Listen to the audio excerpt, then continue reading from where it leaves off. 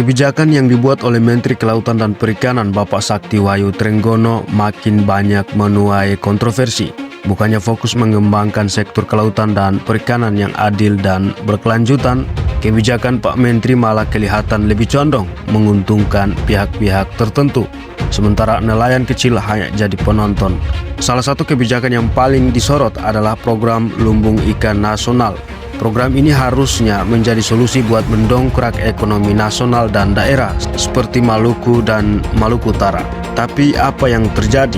Program ini mandek dengan alasan kekurangan anggaran. Ironisnya, nggak lama setelah itu malah ada anggaran 78 triliun buat revitalisasi tambak di Jawa Pantura.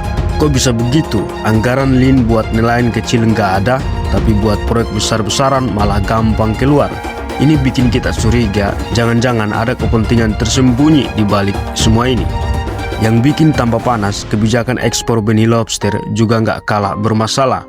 Awalnya sempat ditutup, tapi kemudian dibuka lagi dengan Permen KKP nomor 7 tahun 2024. Dalinya sih buat mendukung budaya, tapi realitanya benih lobster tetap diselundupkan ke luar negeri, ke Vietnam dan Singapura dengan kerugian negara yang nilainya miliaran rupiah. Contohnya aja, Juli 2024, polisi berhasil gagalkan penyelundupan ratusan ribu ekor benih lobster di Bandara Soekarno-Hatta. Ini jelas aneh, kok bisa sekelas Bandara Soekarno-Hatta yang sistem keamanan oke, bisa ada ruang buat penyelundupan benih lobster. Fenomena tersebut memperlihatkan lemahnya pengawasan pemerintah terhadap kebijakan yang dibuatnya sendiri. Selain itu, ada 5 perusahaan lokal yang disebut mendukung budidaya dan ekspor benur lobster. Tapi ternyata perusahaan-perusahaan ini patungan sama investor dari Vietnam. Modal besar masuk, tapi manfaat buat nelayan lokal minim banget. Ini kesannya kayak kekayaan laut kita dijual ke asing, lalu nelayan kecil menderita di negerinya sendiri. Nama Pak Menteri sendiri juga nggak lepas dari sorotan. Beliau sempat diperiksa oleh KPK terkait dugaan aliran dana korupsi di PT Telkom. Walaupun kasusnya menghilang begitu aja, ini jadi tanda tanya besar. Ada apa di balik itu semua? Melihat semua kebijakan dan kontroversi ini, sudah jelas bahwa arah kebijakan Menteri Kelautan dan Perikanan sangat jauh dari prinsip keberlanjutan dan keadilan. Laut kita semakin dieksploitasi, nelayan kecil makin terpinggirkan, dan pihak asing semakin diuntungkan.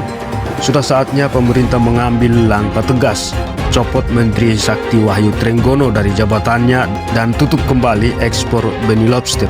Fokuskan kebijakan pada pemberdayaan nelayan kecil, mendorong hilirisasi di dalam negeri, pengelolaan sumber daya laut yang berkelanjutan, dan pengawasan ketat terhadap praktik penyelundupan.